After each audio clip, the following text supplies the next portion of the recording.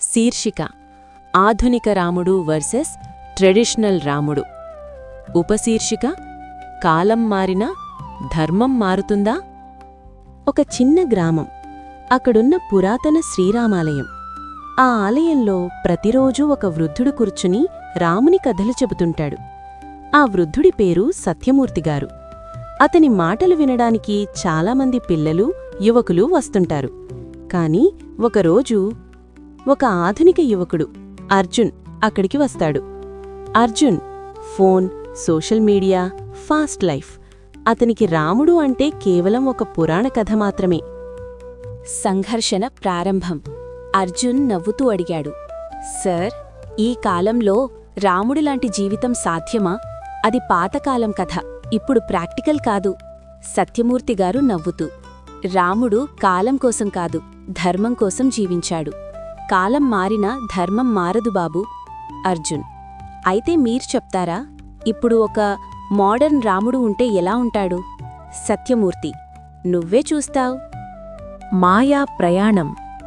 ఆ రాత్రి అర్జున్ నిద్రపోతాడు. ఒక కలలో అతను ఒక కొత్త ప్రపంచంలోకి వెళ్తాడు. అక్కడ ఇద్దరు రాములుంటాడు.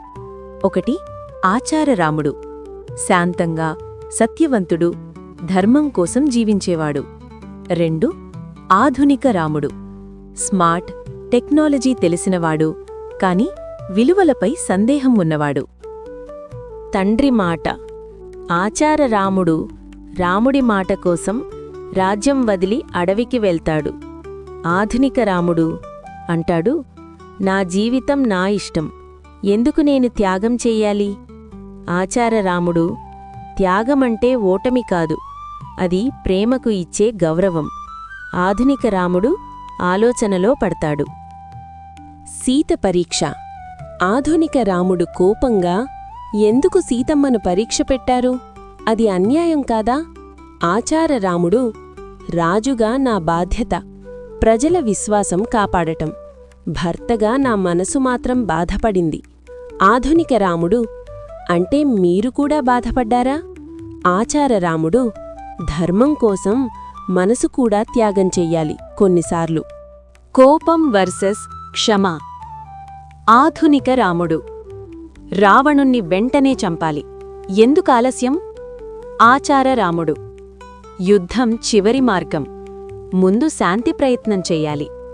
ఆధునిక రాముడు: ఇప్పుడు ఎవరూ అలా చెయ్యరు.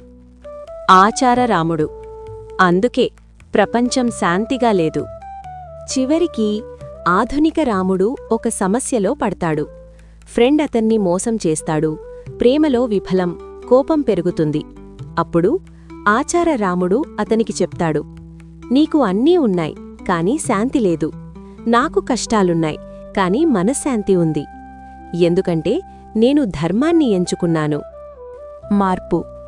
అర్జున్ ఒక్కసారిగా లేచేస్తాడు. అది ఒక కల మాత్రమే, కాని అతని మనస్సు మారిపోయింది. చివరి సందేశం.